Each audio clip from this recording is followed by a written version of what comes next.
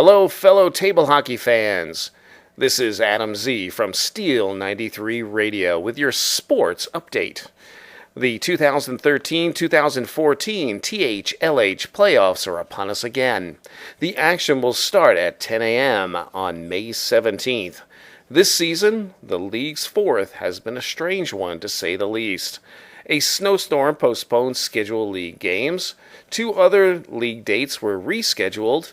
A veteran player underwent surgery to repair a completely torn bicep, missing 2 months of games. But some things have not changed.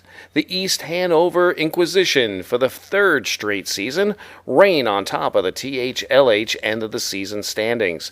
They were one of 4 teams that played the full 72-game season, compiling a total of 118 points, with 58 wins, 13 losses, and only 1 overtime loss.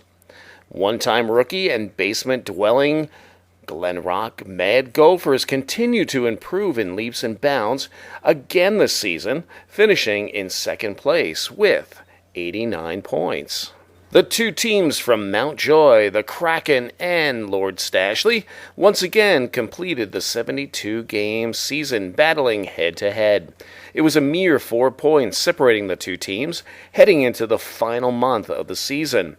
But the senior team, Lord Stashley, added another 2 points to clinch 3rd place in the THLH standings with 67 points, while the Kraken finished with 61 points, taking 4th place. 2 teams, the Mountjoy Troopers and the Phoenix Rising from New Jersey, were the only teams to play 48 games. That's a total of 4 league dates.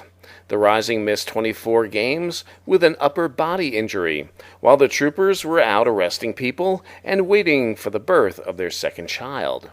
The Rising finished with a 31-15-2 record with 4 overtime losses, taking the 5th seed, while the Troopers finished in 6th with a total of 32 points. Missing 3 league dates was last year's runner-up to the THLH championship game, the Baltimore Sasquatch.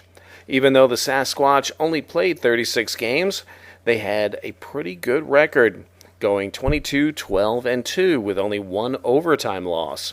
They also had the 2nd best goals per game average at 3.31. New to the league this season are the Sag Harbor Whalers from New York.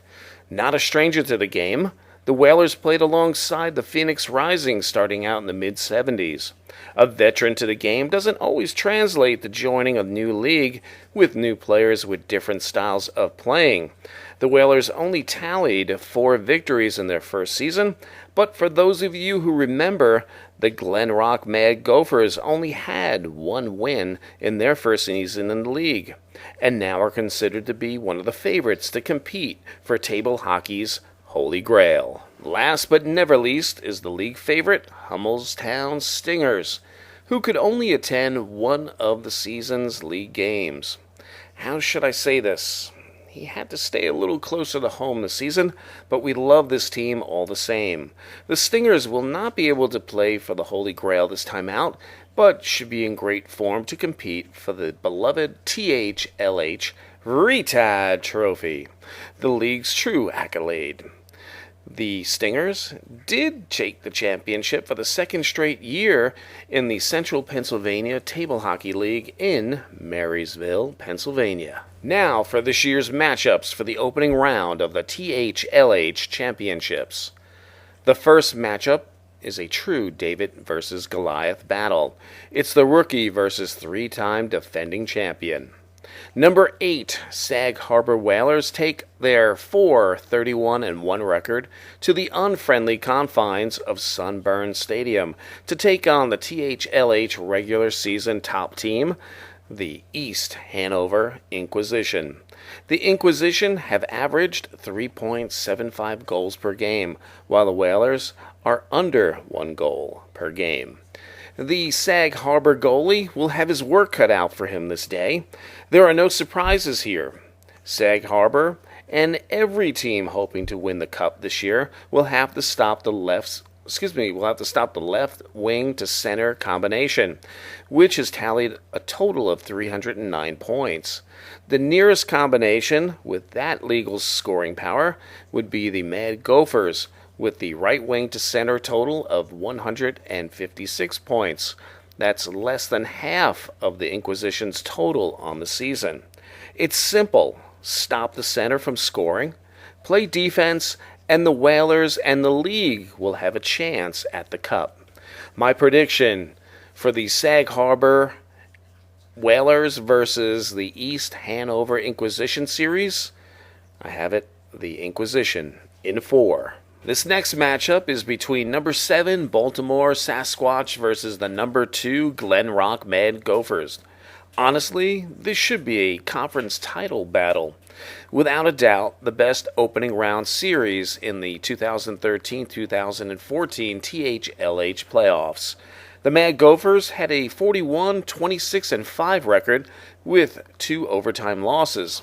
The team had a personal best 89 points this season.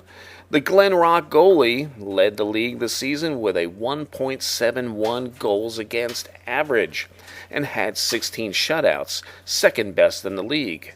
Simply put, it's tough to score on the Mad Gophers.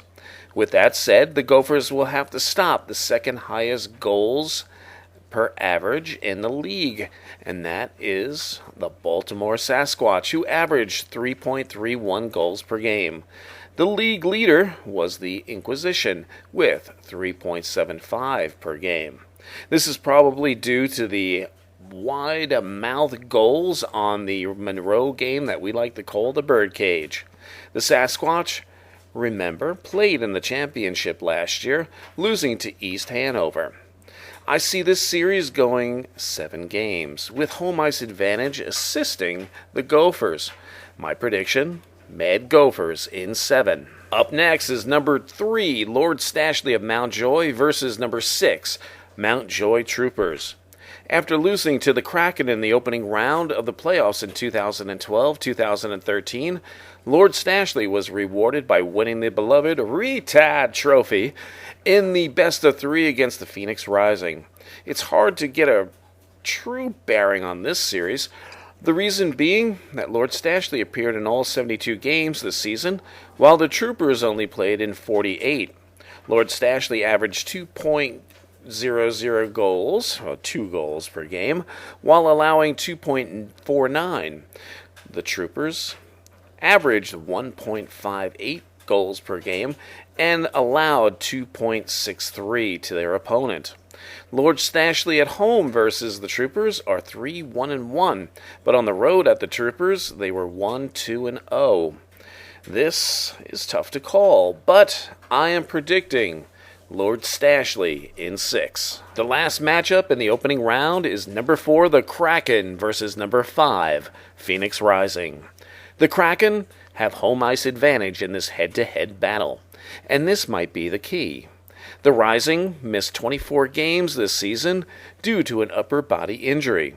Although the Rising have a better record with 31-15-2 with 4 overtime losses, these two teams have played some epic games this season. Of the 7 games played, 4 went to overtime, with both teams winning 2 games. Also, every game was decided by 1 goal. The Rising are on the mend, and if they show no signs of wear and tear, they should give the Kraken a battle. Prediction, the Rising in 6. This is Adam Z, and that is my look at the opening round of the 2013-2014 THLH playoffs. We'll be back shortly with a look at the second round as well as my picks to go to the championship. Also, the most important factor of the THLH is the group that will go on to play for the Retad Championship. And we will be back with my picks.